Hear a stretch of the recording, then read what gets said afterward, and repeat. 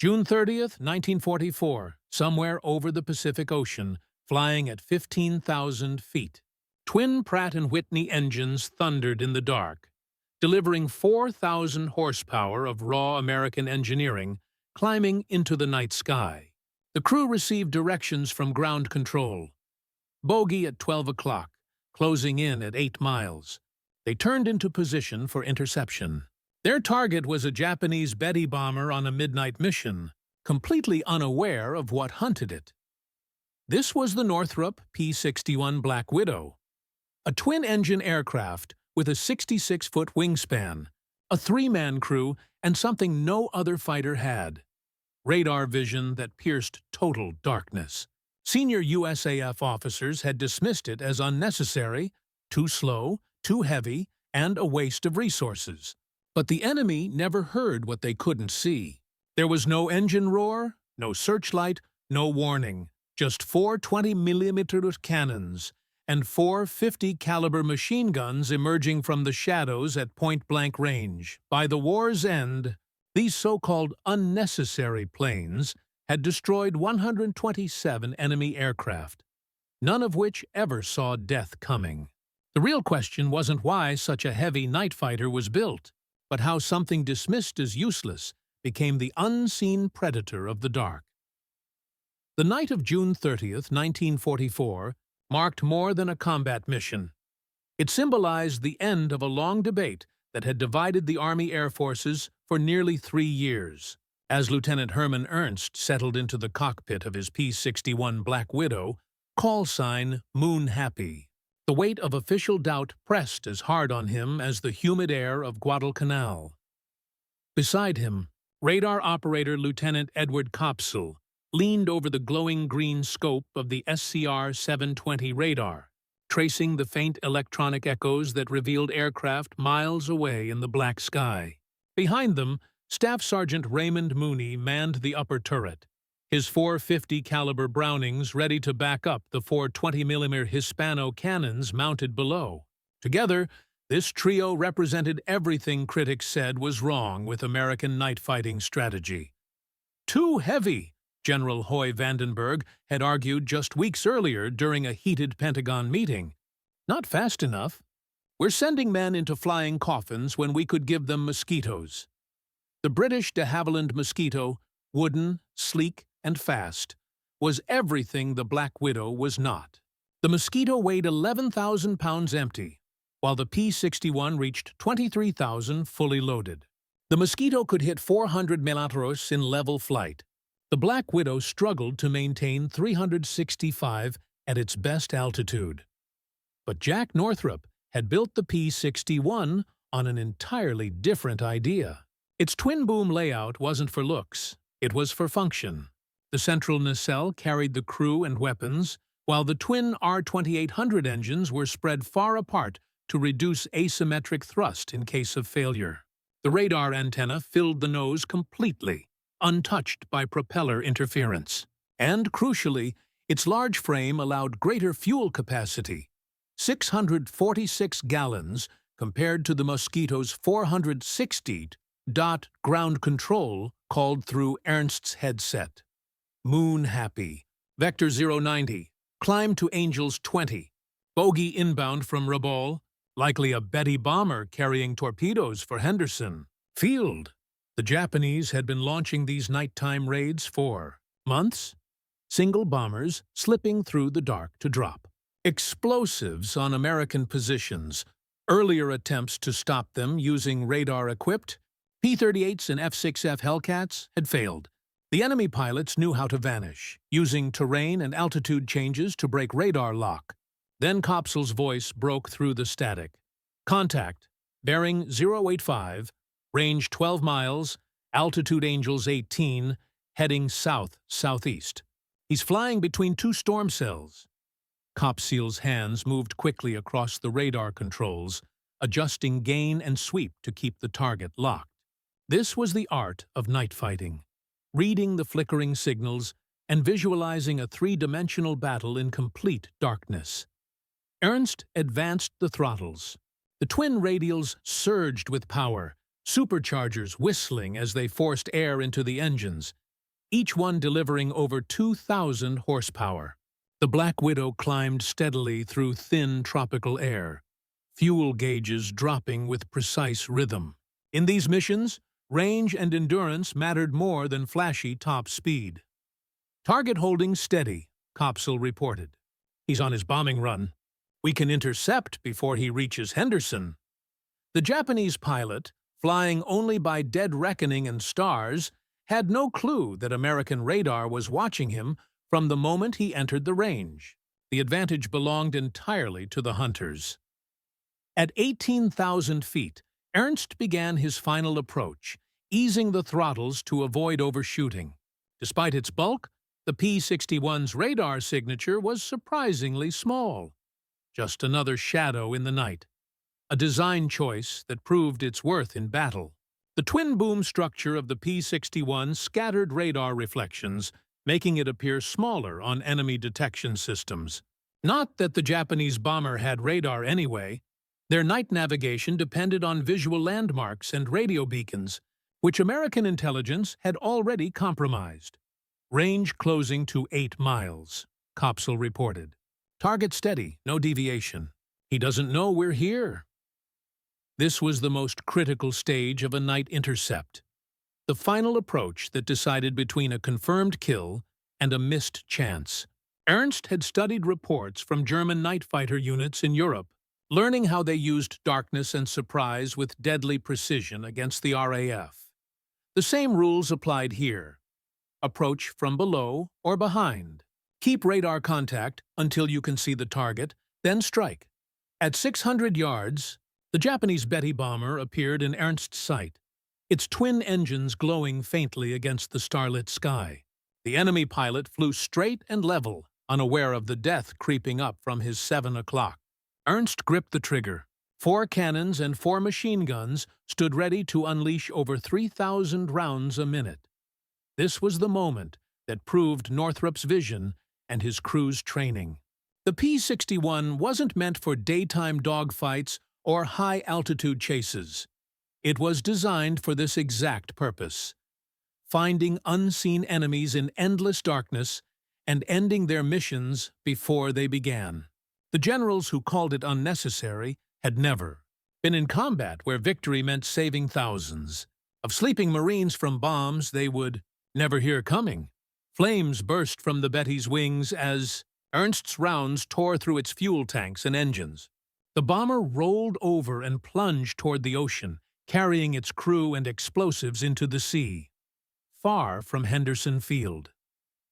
For Lieutenant Ernst, this wasn't just another kill mark on his plane. It was proof that the useless Black Widow could fulfill its purpose when it truly mattered. By early July 1944, the first operational P-61 squadrons were deployed across the world, each facing different combat realities. In the Pacific, the 6th Night Fighter Squadron flew from Henderson Field on Guadalcanal, their black aircraft hidden under nets by day.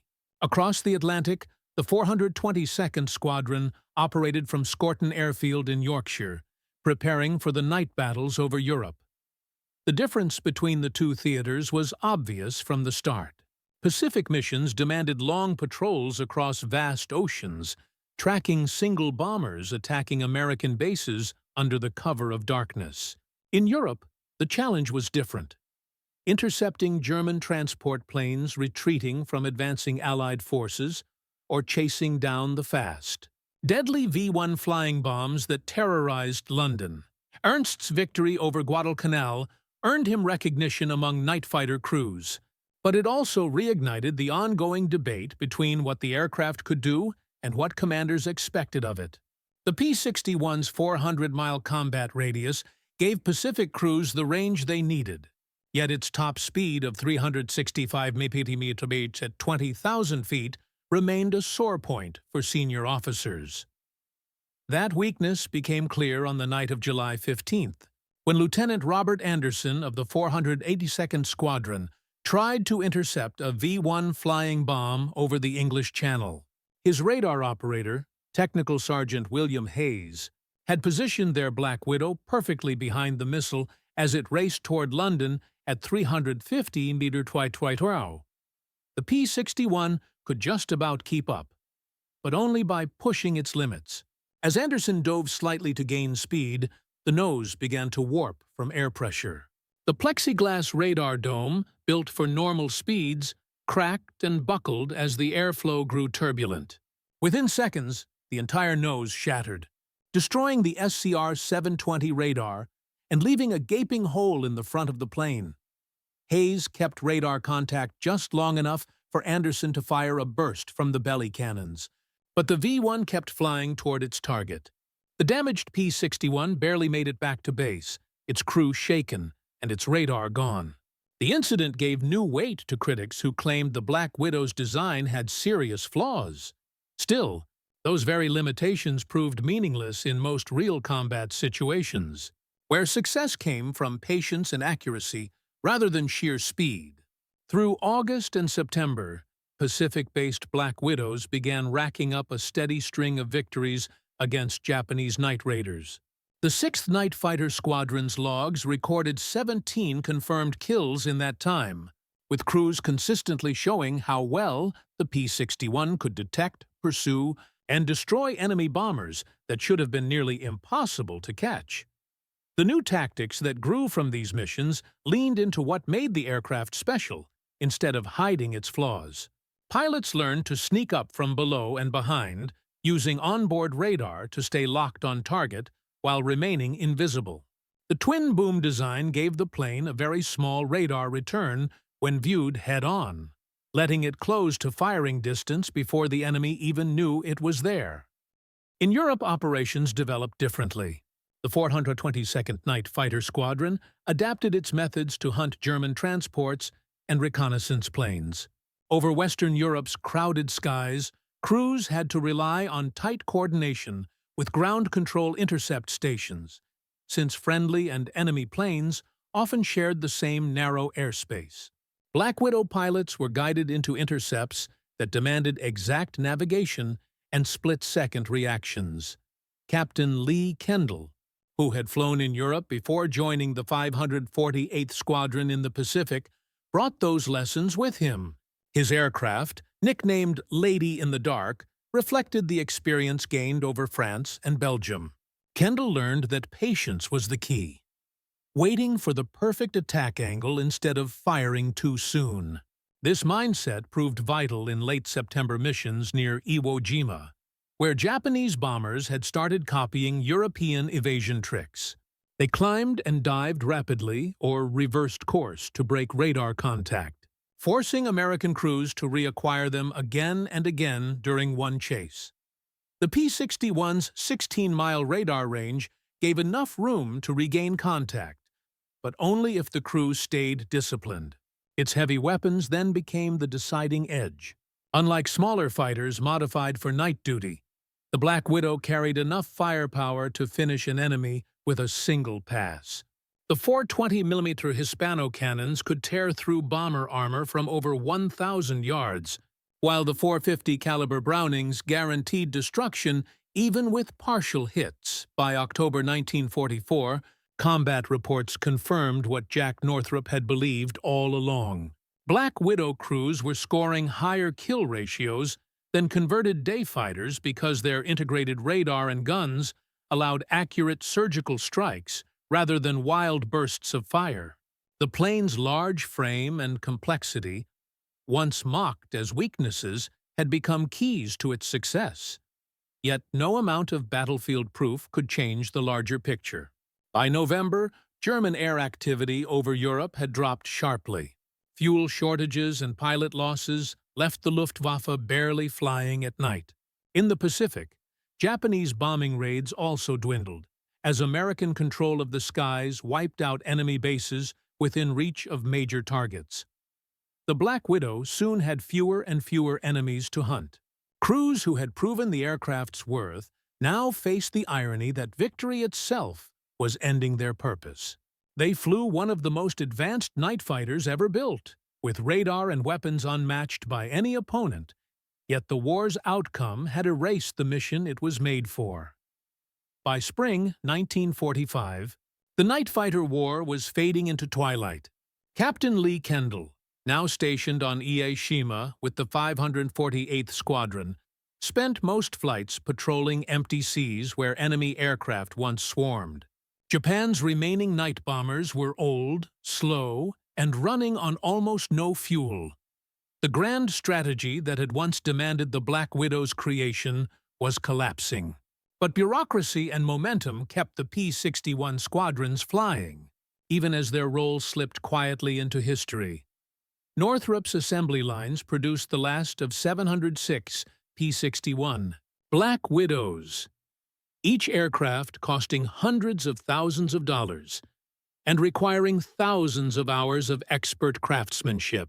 Squadron leaders were ordered to stay mission-ready, even though it was clear that enemy air activity no longer justified such heavy spending of time and resources. By April, the contradiction was impossible to ignore. Entire night fighter squadrons logged dozens of hours in the air without spotting a single hostile aircraft. Crews patrolled empty skies, their advanced radar screens showing nothing but weather echoes and the occasional friendly plane straying outside normal flight paths. The psychological toll was real. Pilots and radar operators who had trained for months to master interception now faced the possibility that they would never again use their skills in combat. General Vandenberg's early criticisms began to seem prophetic as the war neared its end. The huge investment in night fighter programs looked like waste in light of the fading enemy threat. Yet those same critics ignored what the P-61 had already achieved. Japanese commanders had abandoned large-scale night bombing precisely because radar-equipped interceptors made such missions suicidal. The Black Widow's final proof of effectiveness came in the early morning of August 14, 1945. Captain Lee Kendall and his crew aboard. Lady in the Dark were guided by ground control toward a single contact heading toward Okinawa from the northwest. Intelligence suggested it might be carrying Japanese officials en route to Allied lines for surrender talks. But until the aircraft was identified, normal intercept rules applied. At 14 miles, Kendall's radar operator picked up the contact and tracked it as it descended through scattered clouds toward Okinawa. The radar return matched a twin-engine plane, likely a Mitsubishi Ki-46 Dyna modified for long-range courier work. Doctrine required visual confirmation before firing, but poor weather made that nearly impossible.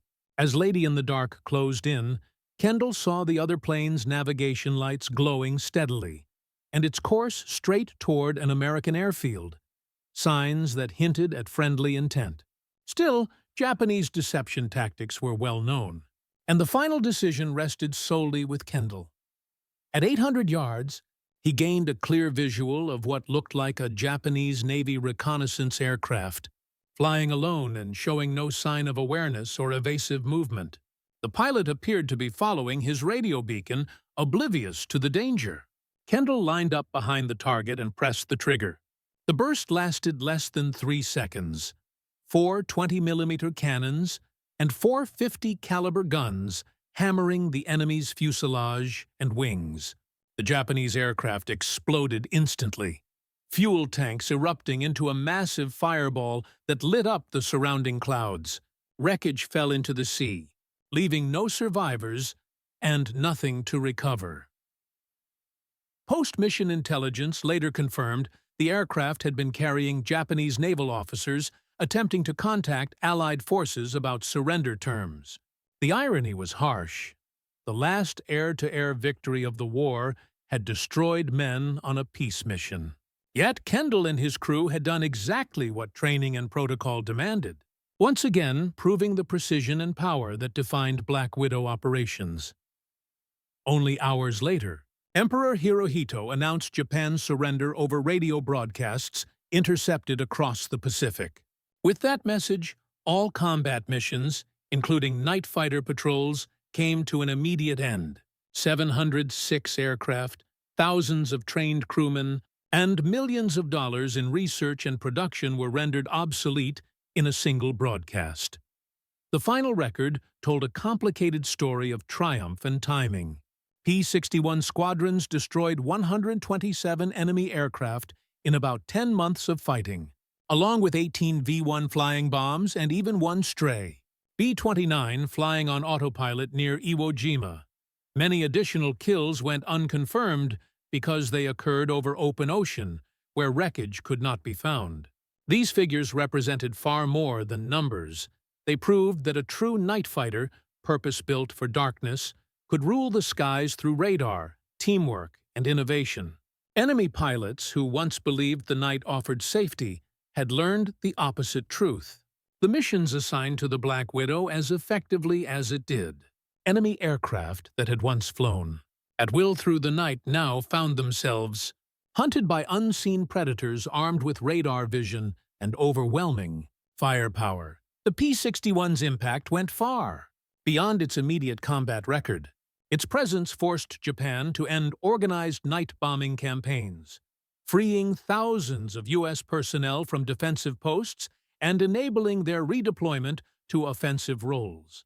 In Britain, the success of the American night fighter doctrine shaped post-war interceptor programs that became vital during the Cold War. Most importantly, the P-61 proved that a purpose-built aircraft could achieve tactical dominance even if it lagged in speed or maneuverability.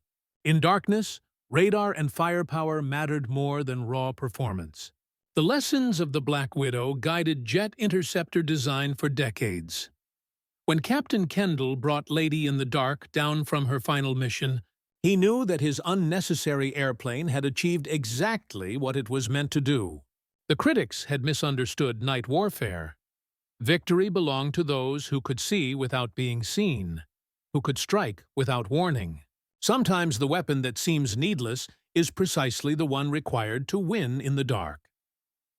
The armistice ended combat, but not the debate over the P-61's value.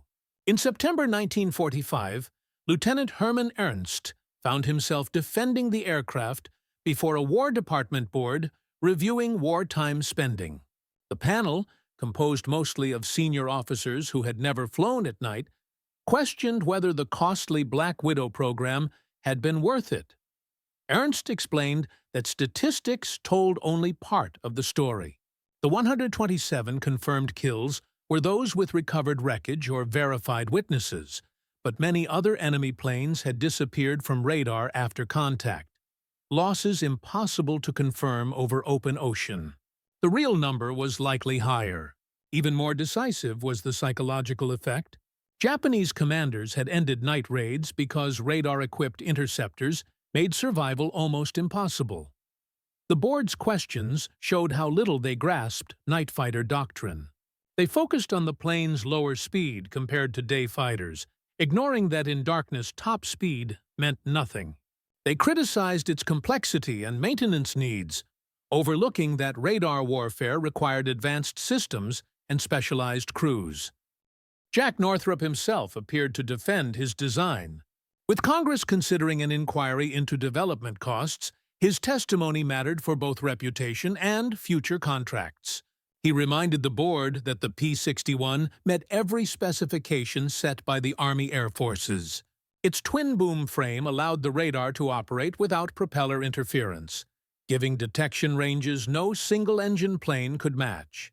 Its heavy armament let it destroy targets in seconds, minimizing exposure. And its fuel capacity and rugged build made long patrols over the Pacific possible. Missions smaller fighters could never have completed. Northrop supported his case with data from the early design phase. British Mosquito night fighters, though faster, lacked the range for Pacific duty. Modified P-38 Lightnings suffered from dangerous balance issues, and single-engine fighters with external radar pods lost too much performance. No other aircraft available at the time could have done what the Black Widow accomplished, seeing through the darkness, striking unseen, and redefining air combat at night. Carry out the night fighter mission as effectively as the purpose-built P-61. Critics who had argued for alternative aircraft simply failed to grasp what nocturnal interception required. Victory at night depended on radar and firepower, not on raw speed or maneuverability. Captain Edward Copsall. Once the P-61's radar operator, testified about the extensive radar training and combat tactics that made the aircraft so successful. The SCR-720 radar was groundbreaking technology, demanding months of specialized instruction before an operator could use it effectively. What outsiders called overly complex was, in truth, the sophistication that allowed crews to achieve precision kills in total darkness. Kopsel explained the delicate teamwork between pilot, radar operator, and ground control stations that every successful intercept required. The P-61's three-man crew provided both redundancy and focus, something no single pilot fighter could offer. Night operations demanded the simultaneous handling of radar, navigation, communication, and weapons systems, an impossible load for one person. He gave vivid examples of missions where that teamwork determined success. In many encounters, quick decisions based on radar readings had to be made while maintaining perfect control in pitch-black skies. The Black Widow's stability and instruments made such flying possible when lesser planes would have failed. Perhaps most striking was Kopsel's report on enemy countermeasures. Japanese pilots had tried everything: sudden climbs, sharp reversals, even crude electronic jamming. But none worked consistently against well-trained P-61 crews who knew their equipment's limits and strengths. The evaluation board's final report admitted the aircraft's sophistication and combat effectiveness, but questioned whether such specialized power justified its cost. It concluded that changing wartime conditions had shortened the plane's usefulness, though it avoided directly blaming procurement choices made under pressure. What the report missed, however, was the long-term importance of the Black Widow's doctrine. The P-61 set the foundation for post-war air defense strategy. Its integration of airborne radar with ground control systems, its emphasis on multi-crew specialization, and its all-weather capability became standard in the jet age. More than that, it proved that U.S. industry could design and build advanced weapon systems rivaling the best enemy technology. The SCR-720 radar stood as proof of American leadership in electronic warfare, a key advantage that would secure air superiority in future conflicts. What no report could capture was the human cost. The men who flew through darkness, trusting only their instruments, paid a quiet psychological price. They endured the strain of hunting unseen enemies, making split-second shoot or hold decisions, and navigating blind through storm and shadow. Those pressures left deep marks long after the war ended. Letters exchanged between Lieutenant Herman Ernst and other veterans showed how profoundly those experiences shaped them. These men had come to see warfare not as contests of speed or maneuver, but of information and technology. They knew that victory in the modern age would belong to those who could see first and act fastest. The essence of electronic warfare. The so-called unnecessary aircraft had, in fact, changed the course of air combat. It created the blueprint for radar-guided and precision interception that would define aviation through the Cold War. Its critics had been right about its complexity and modest speed, but entirely wrong about its true worth. The most decisive victories, after all, often happen in darkness, where only the right tools can prevail. And by the dawn of the 1950s, that truth would be vindicated. With the rise of Soviet long-range bombers armed with nuclear weapons, America's Defense Command suddenly needed new interceptors. Aircraft capable of doing exactly what the Black Widow had mastered years earlier. Missions that demanded both stamina and situational awareness. The lessons learned from the P-61 program became the blueprint for Cold War air defense strategy, an era that demanded aircraft capable of operating in all weather conditions, day or night, at any altitude or speed. Sadarif. Experience gained from Black Widow operations shaped the design of the next generation of jet-powered interceptors, entering service through the 1950s. Aircraft, like the Northrop F-89 Scorpion and Lockheed F-94. Starfire incorporated features first pioneered by the P-61. twin-engine layouts for safety over long patrols, advanced radar systems for all-weather combat, and multi-crew cockpits to divide complex tasks between pilot and radar operator. Colonel Hermann Ernst, now serving in the Air Force Reserve, played an active role in testing and developing these new interceptors. Drawing on his wartime experience, he helped refine tactical doctrine and crew training programs. Ernst repeatedly emphasized that technology alone could not win battles. The Black Widow's success had depended equally on crew coordination and discipline. Radar intercept proficiency required hundreds of flight hours, and this level of skill could not be replaced by automation or simplified systems. His input helped establish specialized schools for night fighter crews and standardized intercept procedures based directly on World War II combat experience. These frameworks later proved essential when Soviet bomber flights began probing U.S. defenses during the Cold War. Meanwhile, Edward Kopsel, now a technical consultant for Westinghouse, applied his operational expertise to developing improved radar systems for modern interceptors. Although the SCR-720 radar of the P-61 was primitive by post-war standards, the tactical methods Kopsel had perfected remained central. His research underscored the importance of human-machine interaction. Even the best radar was useless if operators could not interpret data instantly under combat pressure.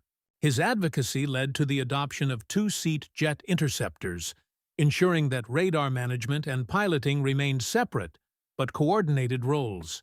Kopsel also highlighted the mental strain unique to night intercept missions, where crews operated in total darkness, relying only on electronic sensors, insights that influenced both equipment design and pilot training psychology.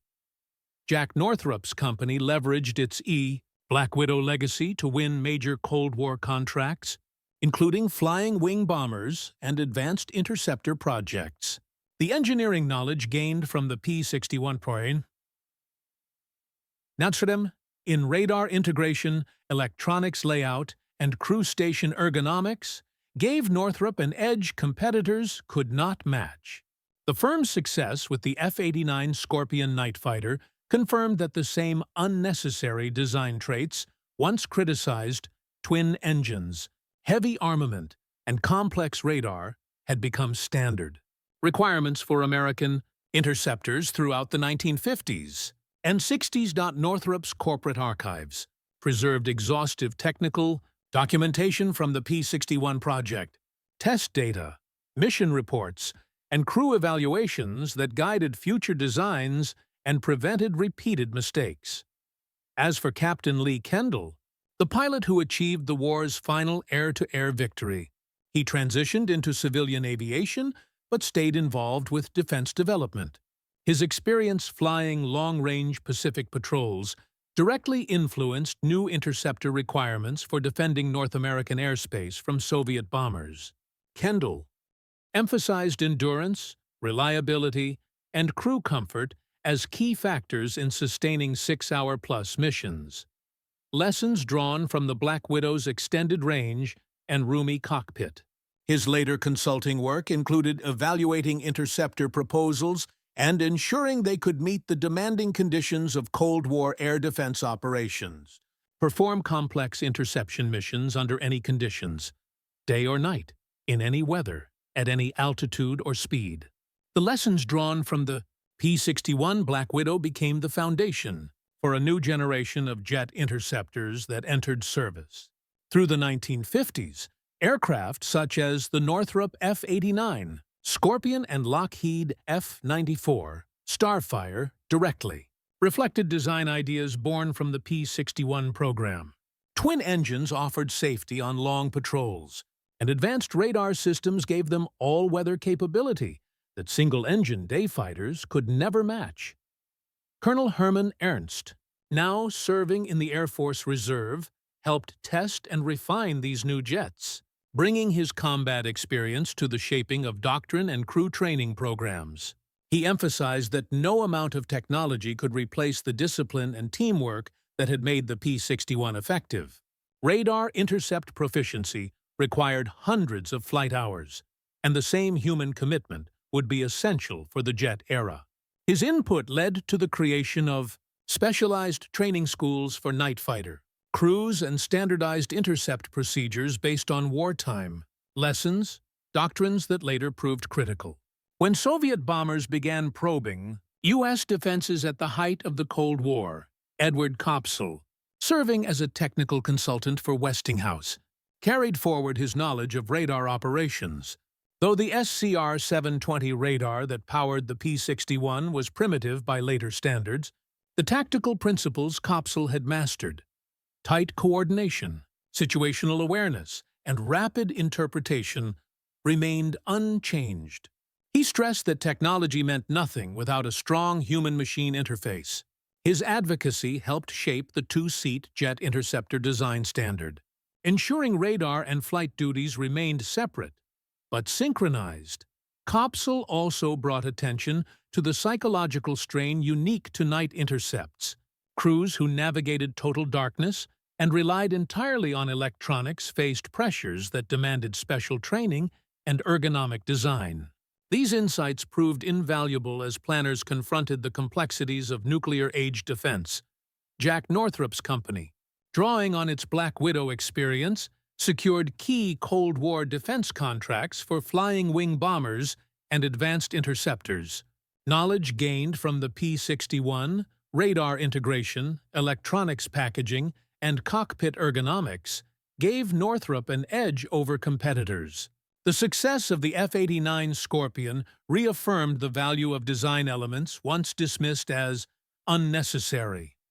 Twin engines, powerful armament, and integrated radar systems became standard for U.S. interceptors through the 1950s and 60s.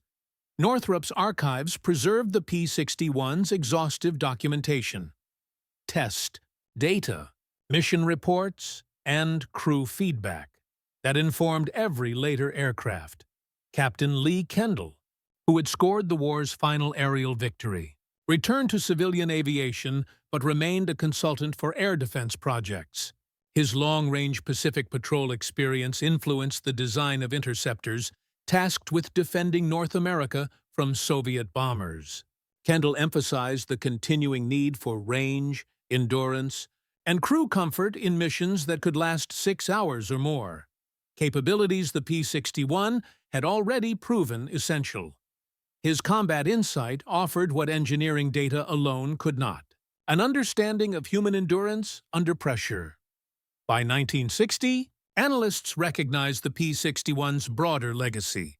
It had pioneered the idea that specialized weapons built for specific missions could outperform general-purpose designs. Its systems-driven approach, combining sensors, weapons, and crew specialization, became the foundation for jet-age aircraft design and modern air defense doctrine. The P-61 showed that technological superiority in niche missions could deliver strategic advantage. Its critics had been right about its daylight limits, but wrong about its significance. The veterans who flew it knew the truth. Advanced tools demanded advanced training, and success belonged to those who could see first, think faster, and strike unseen. The so-called unnecessary fighter had reshaped modern air combat, laying the groundwork for electronic warfare and precision interception that would define aviation for decades. It proved, once and for all, that the night and the future belonged to those who mastered technology and the darkness alike.